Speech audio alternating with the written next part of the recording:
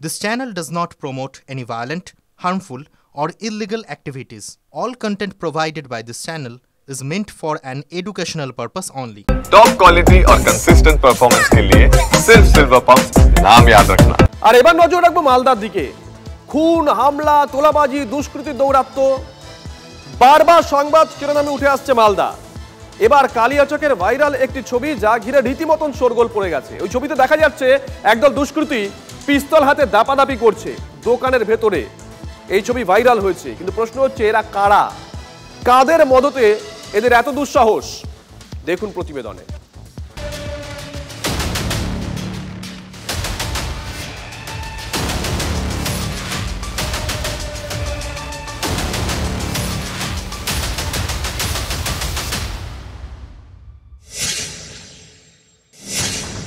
হাতে পিস্তল, দাপিয়ে বেড়াচ্ছেন তৃণমূল নেতা কর্মীরা। আগ্নেয়াস্ত্র উঁচিয়ে দোকানে বাজারে তোলাবাজি, হুমকির অভিযোগ।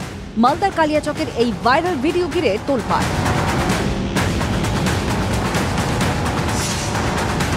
ক্যামেরাবন্দি তৃণমূল নেতা হাবিবুর রহমানের ছবি।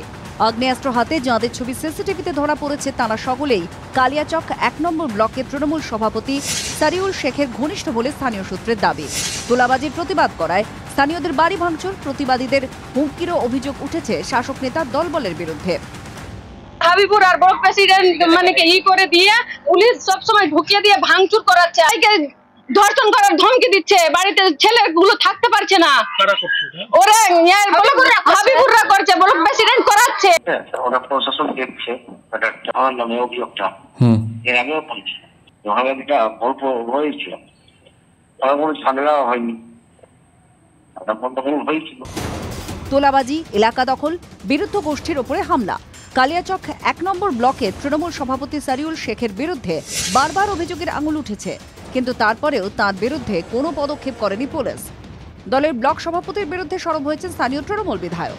কালিয়াচক ১ নম্বর ব্লকের তৃণমূলের যে ব্লক সভাপতি রয়েছে তার বিরুদ্ধেও তৃণমূলের একটি বড় অংশ ইতিমধ্যেই সরব হয়ে অভিযোগ জানিয়েছে রাজ্য নেতৃত্বের কাছেও। আর এই ঘটনা নিয়েই তৃণমূলের গোষ্ঠীদ্বন্দ্ব তুমুল হয়ে উঠেছে। ওকে চেঞ্জ করা যায়, দলগত বিষয় কিছু নয়। এটা দেখো, government knows many things about him, কাজে তা সত্ত্বেও আছে, এটা for reasons not known to us. শাসক দলের ব্লক সভাপতি ঘনিষ্ঠদের দাদাগিরির শিকার অনেক তৃণমূল কর্মী, ক্ষোভে ফুঁসছেন স্থানীয়রাও। পুলিশ সুপার এবং তৃণমূলের রাজ্য নেতৃত্বের কাছে নালিশ ঠুকেছেন তারা। এইসব গ্রুপের লড়াইকে দলের মধ্যে ব্যবহার করা হচ্ছে এবং যারা এইসব দলকে নিয়ে মেলাইন করছেন তাদের বিরুদ্ধে দল এবং প্রশাসন উপযুক্ত ব্যবস্থা নেবে। আগ্নেয়াস্ত্রই হচ্ছে একমাত্র তাদের পাড়ের তরি। তৃণমূল কংগ্রেসের একেবারে ছোট থেকে বড় পর্যন্ত সবাই গুন্ডা নিয়ে তারা হচ্ছে রাজনীতি করে এবং গুন্ডাদেরকেই তারা প্রাধান্য দেয়।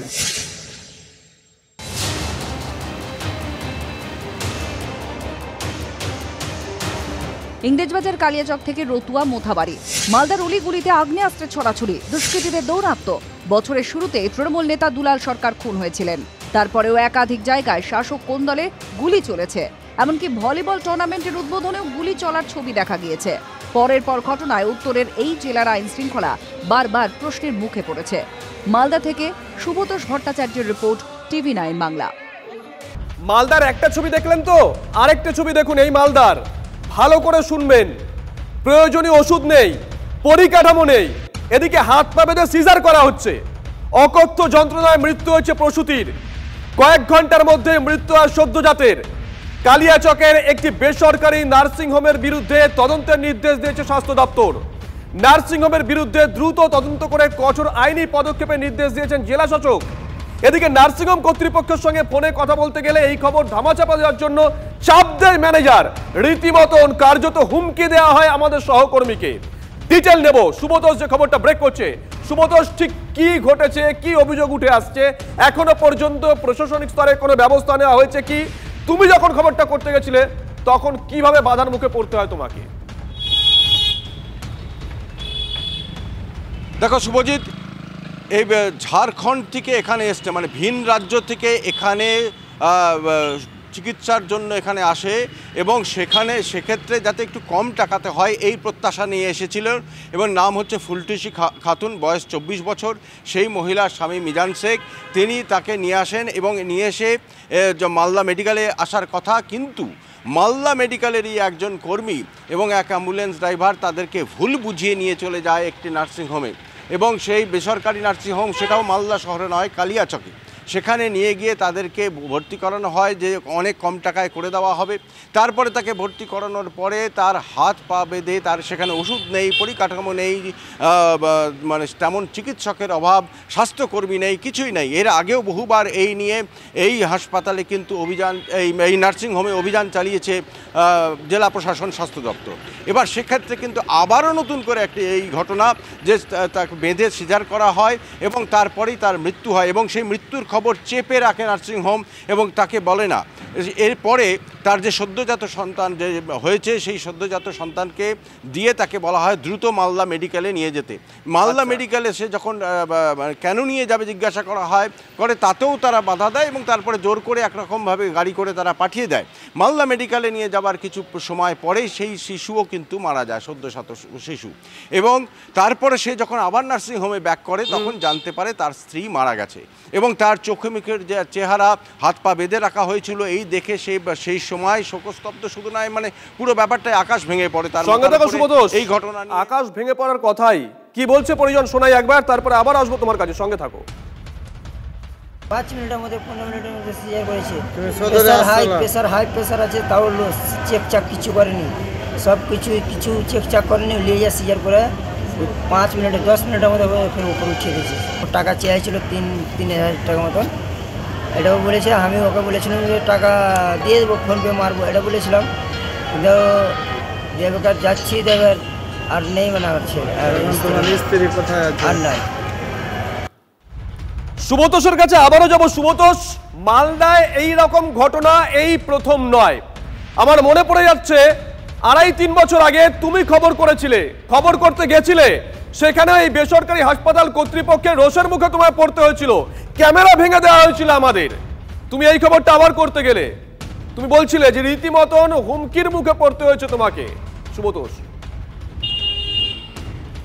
হ্যাঁ দেখো, আমরা যখন তার সাথে ফোনে কথা বলি, এই নার্সিংহোমের মালিকের সাথে কথা বলি, তার নাম্বারে ফোন করা হয়, তার ম্যানেজার সেই ফোন রিসিভ করেন এবং রিসিভ করে তিনি বারবার বলতে থাকেন যে এই খবর যাতে না করা হয়, এই খবরটা যাতে ধামাচাপা দেওয়া হয়, যাতে নার্সিংহোম মানে তার নষ্ট হবে, তার জনপ্রিয়তা হ্রাস হবে লোকজনের কাছে ইত্যাদি নানা রকম বলে। এবং তখন তারপরে যখন আমি বলি কেন খবর করব না, তখন তিনি বলেন আপনার সাথে আমাদের এক ব্যক্তি আপনার সঙ্গে দেখা করে নেবে, আপনি আপাতত খবর করবেন না।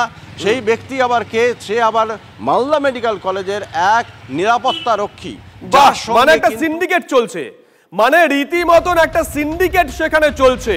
সরকারি হাসপাতালে ট্রিটমেন্ট করাতে আসছে গরিব মানুষ, তাকে অ্যাম্বুলেন্স চালক নিয়ে চলে যাচ্ছে বেসরকারি হাসপাতালে, সেই বেসরকারি নার্সিংহোমে মৃত্যু হচ্ছে তার চিকিৎসায় গাফিলতির অভিযোগে।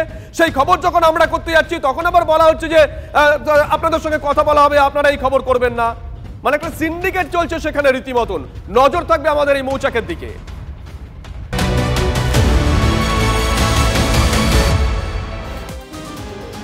বেড়া দেওয়াকে কেন্দ্র করে 2 প্রতিবেশীর মারামারি, পুলিশকে লক্ষ্য করে ইট বৃষ্টির অভিযোগ। হাওড়া জগৎবল্লভপুরের বড়গাছিয়া 2 নম্বর গ্রাম পঞ্চায়েতের ঘটনা। পুলিশের সামনে দুপক্ষের মধ্যে বাঁশ নিয়ে ব্যাপক মারামারি হয়। ঘটনায় আহত 3 জন, আটক 4 জন। এদিকে ফের শুট আউট মালদায়। মোজামপুরে 2 দুষ্কৃতী গোষ্ঠীর সংঘর্ষে ব্যাপক গোলাগুলি। 2 গোষ্ঠীর সংঘর্ষের মাঝে পড়ে গুলিবিদ্ধ হন এক টোটো চালক। আশঙ্কাজনক অবস্থায় ভর্তি করা হয়েছে হাসপাতালে। মোজামপুর স্ট্যান্ডে রাজ্য সড়কের ওপরে 2 গোষ্ঠীর সংঘর্ষ, অজ্ঞাত পরিচয় দুষ্কৃতীদের বিরুদ্ধে লিখিত অভিযোগ দায়ের। অনির্দিষ্টকাল বাস ধর্মঘট আরামবাগে। সপ্তাহের প্রথম দিন বাস ধর্মঘটে নাকাল নিত্যযাত্রীরা। ধর্মঘটের জেরে রাস্তায় নেই প্রায় 500টি বাস। চরম সমস্যায় পড়েছেন নিত্যযাত্রীরা। বাস মালিক অ্যাসোসিয়েশন দাবি করছে রাজ্য সড়কে টোটো অটো দাপটে তারা বাস ধর্মঘট ডাকতে কার্যত বাধ্য হয়েছে। গাইঘাটার সমবায় নির্বাচনে জয় তৃণমূলের 6টি আসনের মধ্যে 6টি দখল করেছে শাসক দল। জয়ের পরে গাইঘাটা পঞ্চায়েত সমিতির সহসভাপতি অজয় দত্ত জানিয়েছেন এটা তাদের সাংগঠনিক জয়। অন্যদিকে বিজেপি অভিযোগ করছে তৃণমূল ভোট করিয়ে নেওয়াতেই এই ফল। মধ্যরাতে খিদিরপুর বাজারে বিধ্বংসী অগ্নিকাণ্ড। রাত 1টা নাগাদ বিধ্বংসী আগুন খিদিরপুর বাজারে। পুড়ে ছাই খিদিরপুর বাজারে শতাধিক দোকান। সব হারিয়ে হাউ হাউ করে কাঁদছেন ব্যবসায়ীরা। দমকলের বিরুদ্ধে দেরিতে আসার অভিযোগ করছেন স্থানীয় বাসিন্দারা।